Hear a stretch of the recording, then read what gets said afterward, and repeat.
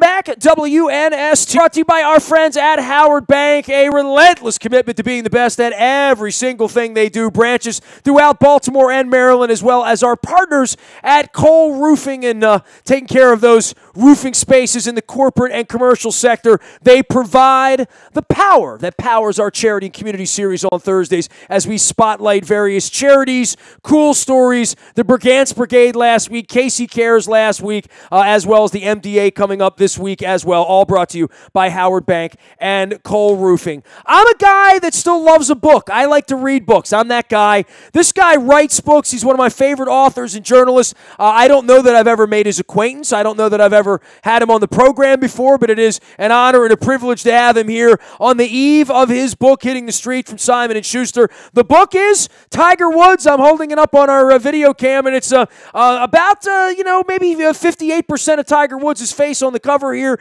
and along with Jeff Benedict, writing what will now become a New York Times bestseller as it enters this week. And the story of Tiger Woods still unwritten, Armen Keteyian, and I tip my cap to you for putting this thing together. But anytime you put a book together of somebody who's still sort of in the fight, it sort of opens itself up for all sorts of conversations, doesn't it? Well, it sure does. I mean, we've, conversations from the reviewers who have really loved the book to conversations with Team Tigers people who make it their business not to like anything that doesn't have Tigers brand associated with it. So, this is by far the most comprehensive, the most detailed, the most immersive biography of Tiger's life. So many of the other books, Nestor really just took glimpses of certain parts of his life after he turned pro or after the scandal in 2009. There was a spate of books that came out, but no one has ever really written a 360-degree look at his life. And in doing so, I think that's why this book is really connected with people. I think for any child actor, right, for anyone who came on the scene hitting golf balls, and was it the Mike Douglas show? What show was that? I still see the video. It popped up over the weekend. Nike was out sharing it right over the weekend as part of social media. That when you grew up with that glare and you have some sort of special skill, whatever that thing is, that you're a prodigy of some kind, nothing about you is like anyone else, right? And I guess that's the unique part of Tiger Woods. And for any athletes in the modern era who began a journey, whether it's LeBron James or even Michael Jordan, their backgrounds are different than the regular people in the world, right? Well, there's no question that Tiger's is different. I don't know how many children, certainly ones that are 2 years old, have a lot of choices in their life. And that wasn't necessarily the case, and wasn't the case in Tiger's life. In order to understand Tiger Woods, you really have to understand his father, Earl Woods, and his mother, Catilda Woods, or Tita as she's known. And you start with the fact that Tiger's first name, Eldrick, the E in Eldrick stands for Earl, and the K in Eldrick stands for Catilda. So he was literally and figuratively surrounded by his parents from the time that he was born. And you mentioned the Mike Douglas show. He was on that show, which was a top daytime variety show, when he was 2 years old, with Bob Hope and Jimmy Stewart hitting golf balls and putting on a mat for Mike Douglas and Bob Hope and Jimmy Stewart. And it's interesting to watch it in one way, but then the way that Jeff and I watched it, and we watched it time and time again, you see Tiger with this nervous tick where he just keeps playing with his ear, puts his finger in his ear time and time and time again, and you begin to wonder, is that no child would want that? That's something that Earl, who was very much the impresario, the man who was promoting and publicizing Tiger to the likes of Mike Douglas, and then he ends up on a show called That's Incredible by the age of 5.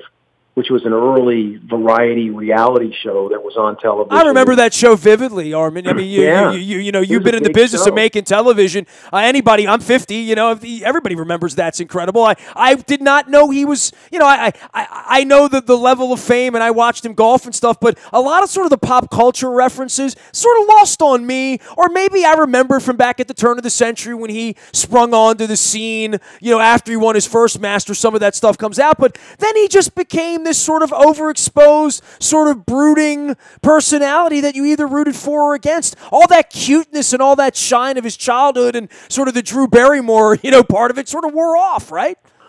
Well, I think what happened with Tiger is that he was so he's like a polar opposite of a child actor in terms of his personality. He was very shy, very awkward. He stuttered until the age of 7. He was socially pretty much inept when it came to relationships, certainly with girls through junior high school. Had no girlfriend until he was really a junior in high school at Western High, and then you take that kind of sort of backward personality, and then you inject almost unfathomable amounts of fame and then fortune. And Tiger had a very difficult time adjusting to it. He didn't know who to trust. He was disdainful of the media, in part because of his father's belief that the media was an enemy, and you gave him basically your name and your rank and your serial number, but you didn't tell him anything personal or anything terribly insightful about yourself. And any time that Tiger did, particularly in an interview he did with Charlie Pierce, in 1997, right before he won the Masters by a record 11 strokes, that was really it. That was the end of Tiger's independent participation with the national media. So it's really a story of two things. Our book, it's who is Tiger Woods, and you mentioned, Nestor, that there's been so many books, and there'll probably be many more, but that question has never been answered until now, and I think in our book, in a way that's just incredibly interesting. And then the other question that we were trying to answer, and I believe we did, is, what's the price of fame? What's the price of genius? And Tiger's unquestionably a genius with a golf club in his hand, but it came at a tremendous price for him personally. Armen Keteyian is our guest here at WNST. The book is Tiger Woods, along with Jeff Benedict. I am holding it right here. It is big. It is thick. Lots of advanced praise for this, and certainly the New York Times bestseller and all that stuff. And listen, a lot of times somebody will come on and say, I'm writing a book about something, and it's a little bit of an esoteric topic or a directed topic made for baseball nerds or someone that loves horse racing or someone that loves a good story. In the case of Tiger Woods, in the modern era, when you think about something that even came along like the Truman Show, where your life plays out in front of everyone, for everyone. Boy, Tiger Woods, maybe even more so than a Michael Jackson, because another generation, closer to the fire, through this period of time, that there really is a Shakespearean, hero, tragedy, rise and fall, love and hate, big but too big, the pauper who became the king, all of those things encompassed in all this. Why write this now, though, Armen? I guess that'd be my question, because the story isn't completely done, and, hell, if we knew, he might have won the Masters this weekend, right? I mean, it's crazy enough that certainly last week you were thinking maybe he could win the Masters, and I'm sure that would have been even bigger business, but the story still sort of is untold. He might come back and win the Masters next year or win the U.S. Open this summer, right? Well, yeah, but the fact is, and you mentioned it, there's a Shakespearean quality to Tiger's life, and even if you just get to 2018, there's probably 10 different acts. If you're talking in terms of a movie or a TV series, I mean, you have the child star, you have the prodigy, you have the breakthrough at the Masters in 97 and the incredible run he went on through 99, 2000, and right up until 2006. And then you have as we report in our book, there's this sort of slow motion crash that you can see unfold on the pages as he's headed for the fire hydrant November 27, 2009. And well, the first one was falling in love, right, and getting married. He didn't have to do that. He could have been the greatest playboy in the world, and other than sponsors, could have done what Derek Jeter did, and could have done what a lot of athletes did, which is just not get married. But Tiger was searching for this other kind of life, this sort of fairy tale life. He saw it with the O'Meara family, Mark and Alicia, who were there. They became essentially his second parents when he moved to Florida.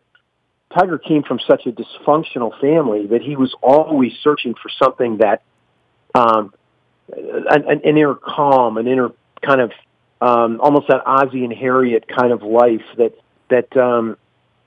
you get when husbands and wives love each other and children aren't treated as geniuses. And Tiger was really, he thought he found that in Elin because she was a beautiful woman, one of the most beautiful women on the face of the earth.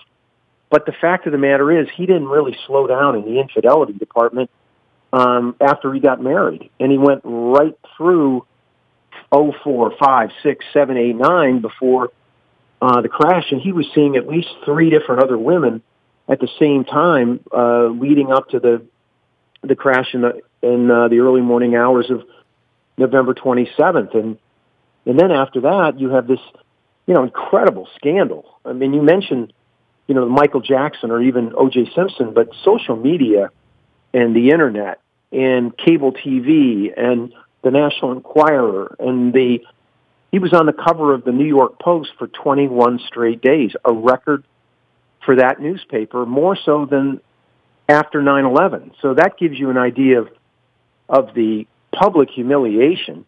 And then you have the press conference where he's got to basically apologize to the world. And then you go through all the injuries and the chip yips and unable to really control his golf swing, and then the opiate addiction, and then the back surgeries. And, there's probably 2 or 3 more chapters to Tiger Woods' life, but we've got 35 in our book, and it's, it covers, 42 years. But Nestor, it seems like, sometimes 2 or 3 or 4 lifetimes. Armen Keteyian is our guest, one of my favorites, and a long time. A lot of guys in the toy department, not him. He was always doing the investigations, all the way through to 60 Minutes. Now the book is Tiger Woods, along with Jeff Benedict. You said the pushback and protecting Tiger's star and the people around him that, let's be honest, enabled him, fed him, protected him, and all he was ever really good at was hitting a golf ball. He was never really good with sponsors, never really good, on media, never really, apparently not a great husband either, but golf and the consumption of that. And look, you and I have been at this a long time, and I still chase athletes around and wanting them somehow, in some way, to be normal. And I don't know that there's anything normal about being that good at golf when it's all that you do 6, 8, 10, 12, 14, 16 hours a day, every day, when you're 14, 15, 16, 17 years old, where other people are out chasing girls at the beach and are out having normal interactions that no matter what, whether it's golf or whether it's football or soccer or swimming in the case of Michael Phelps, and I've seen that here, there is a weirdness, there's an isolation, there is a not built for pop culture and not built for the real world that I think that's built into specialty, almost anything. Child actor, but especially when you're young and some of that's taken away from you, I don't know that there's any normal adjustment if you've been jumping in a pool at 4 o'clock in the morning every day, chasing medals through 5 Olympics. I don't know that anybody can expect you to be normal, but our country expects that, and we want the Wheaties box, and we want the red, white, and blue. We want this thing to be so perfect, but it rarely ever is, right, Armen? Well, yeah, you're talking about, the price of genius, as I said, and when you have somebody that is basically in a cocoon, surrounded by his parents, programmed by his parents, to not just be a great golfer, but remember some of the stuff that Earl Woods said, that Tiger was the chosen one, that he had the power to impact nations. He compared him to Gandhi and Buddha and people like that. I mean, I don't even know how you live with that kind of expectations placed on your shoulders. And Tiger, to his credit, never said anything negative about his dad, no matter how he felt. And those feelings, trust me, changed over time as Earl became aware of his father's, infidelities and his wanton sort of womanizing, not sort of womanizing, his wanton womanizing, and the way he treated his mother. All of that impacted, but Tiger only had two places where he found peace. He found it inside the ropes, where he could perform as he had been trained to perform, and in the ocean. He would go diving in the ocean, and the reason he liked it down there, and he's an incredibly proficient diver, is because the fish didn't talk to him, and they didn't ask for autographs, and there was no pressure to perform anything other than what made Tiger happy. And in so many ways, it's sad, that while we watched him and were thrilled by him during Saturdays and Sundays, whether it was at the Masters or any of the majors or his last one at the U.S. Open in 2008, an incredible performance, none of us really knew what the total was because, the media, the way that Tiger was protected by Mark Steinberg, his agent, and the limited access that the golfing press would get to him outside of a media center, and the way he was portrayed by corporations that were paying him millions of dollars a year, we knew what they wanted us to know. And that, as a biographer and as a journalist, trying to get beyond that and beneath that was very exciting to Jeff and I. And the fact is, we spent 3 years on this book. And so those that say, oh, my God, you guys are cashing in on Tiger's comeback, we're like, you should have been with us 3 years ago when the guy was, a shell of himself. There was going to be no comeback in your mind. I mean, are you shocked that he's made it back to where? I mean, you must stand as shocked. You've been immersed in this for the last 36 months, right? I was surprised. I mean, I go back to Memorial Day weekend, 2017, when he was found slumped over the wheel of his sports car in the middle of the night, not knowing where he was, thinking he was in California when he's in Florida. He had a rock star cocktail of pain-killing and mood-altering drugs in his system. He could have killed himself. He certainly could have killed somebody else on that road. And, that is rock bottom, or was rock bottom. And there's a lot of, you mentioned Michael Jackson and, Elvis Presley and Prince, and, Drew Barrymore went through a tremendous amount of personal issues. A lot of people just don't make it out of that hole. And for a while, no one could have thought that Tiger would be in the position we saw him at this year's Masters. Where was he competing to win? No, but the fact that he was back there is a miracle. Nothing short. I mean, given the fact that he couldn't get out of bed for months at a time, that he was swinging with the kind of swing speed and being able to just walk was amazing. And I think he's a different person now than he was not even a year ago. I think that incident on the side of the road in Florida was a huge wake-up call for him.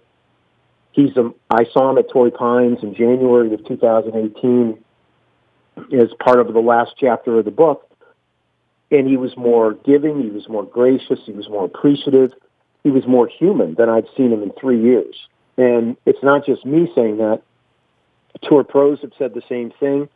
Media members had said the same thing. So this is a different Tiger, and it's frankly a much more enjoyable Tiger. And I don't care whether he wins another major again. I think what happened, post DUI, is his greatest triumph. It transcends anything that he's ever accomplished on the golf course, because he came back from a place that, frankly, a lot of people don't come back from.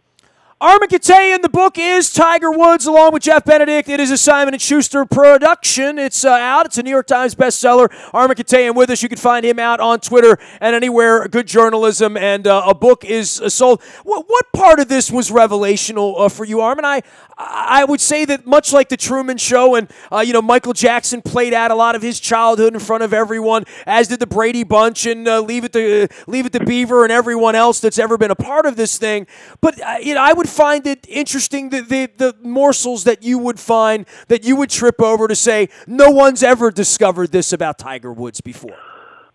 Well, the fact that his father's buried in an unmarked grave in Manhattan, Kansas, and the book opens with Mike Moeller, who's the sexton at Sunset Cemetery in Manhattan, digging Earl's grave, and that he's in this unmarked grave is a pretty mysterious and powerful way to begin the book. And from there, you can go on to that Earl was actually married to another woman, his first wife. At the same time, he was married to Tiger's mother for 3 years. So Earl was a bigamist by California law and by U.S. law, even though he tried to get a Mexican divorce from his first wife. The fact that Earl was paid $50,000 a year during Tiger's teenage years by IMG to act as a talent scout, quote unquote. No one's ever developed any more information about Earl's finances than we have in the book. There's a whole chapter on Tiger's life in Las Vegas, the secret life, his getaway, his second home, and where he went to kind of decompress and staying at a place called the Mansion, which is right behind. It's the private villas behind the MGM Grand. There's a really powerful chapter on all the suspicions associated with performance-enhancing drugs. But I think the beauty of the book is that you meet people whose lives intersected with Tiger, whether it was his first girlfriend, Dina Gravel, in the heartbreaking way in which Earl and Tita broke them up because she was standing in the way of Tiger's soon-to-be professional career, or Peggy Lewis, who was a woman in Augusta, Georgia, who opened her home to Tiger and Joanna Jagoda, his longtime girlfriend for a period of time, and then Elin, and how Peggy feels about her interactions with Tiger, who the house was underwent tremendous damage during certain periods of time when Tiger was staying there, and never so much as an offer to pay for anything or even a thank you for Peggy. His relationship with Alicia O'Meara, who I mentioned, which is really from a woman's perspective, and frankly, Nestor, we didn't write this book for the pure golf fans. There's a lot of pure golf in the book, but we really wrote it more as a Shakespearean drama because he's had a Shakespearean kind of life. So there's something in this book for women. There's something in this book for the hardcore golfer. There's something in this book for people that just like reading about athletes that are known by a single word, like Tiger is. So that's where I think, the reviews of the book have been so strong because we put a pretty high bar up there, both Jeff and I, and if we didn't hit it, I think we went over it. I don't think there's any way you can predict anything here, right? You would never been able to predict him getting back on a golf course, let alone being the favorite in Vegas last week to win the Masters, literally, despite the expectations that he is now back to golfing, and this is full circle for everything for him for now. He clearly will not be able to do this forever, maybe on a senior circuit if he chooses to do that he has to be golfing and running around on a course to have anything normal like a real life because he never had anything other than that, right? But I don't know what happens to him. I mean, the Jack Nicklauses and the Arnold Palmers and these guys that walked the earth for many, many years afterwards, even the Nick Faldos that go in the broadcasting or whatever that your thing would be, building golf courses. Does he have any, other than chasing girls, right, does he have any, vocation, hobby, other than hitting a golf ball? Because he's never going to be a broadcaster. He's never going to be that guy, right? Be a broadcaster, but he hates the media. I mean, honestly, he basically puts up with it. And frankly, when you've done as many press conferences as Tiger has done over the years, probably triple or quadruple any other golfer, I can see where he can get tired of the same questions all the time. But he does. I mean, he has a thriving design business, TGR Design, which has got golf courses in all over the world, really, and it's growing. He has the foundation, the Learning Center, and has done incredible work in changing tens of thousands of kids' lives since the center opened in 2006. He has a restaurant in Florida called the Woods Jupiter. I mean, he's got his fingers in a lot of other things, but the one place that he still draws so much strength from and satisfaction from is golf, and that's because he's an incredible competitor, and he still believes that he can win. He can still win tournaments and still win majors. The one thing that has, I think, humanized Tiger is fatherhood, and as much as he loves those kids, Sam and Charlie, and he's a great father and devoted to them. And I think a lot of that is he saw what, the pros and cons of his childhood with Earl, and is just not going to raise his children in the same manner in which he was raised. But does he have that kind of capability to be what Jack Nicklaus is now, and the elder statesman of the game, and beloved by, virtually everybody associated with it? I don't know. He's going to be he's going to head the President's Cup team.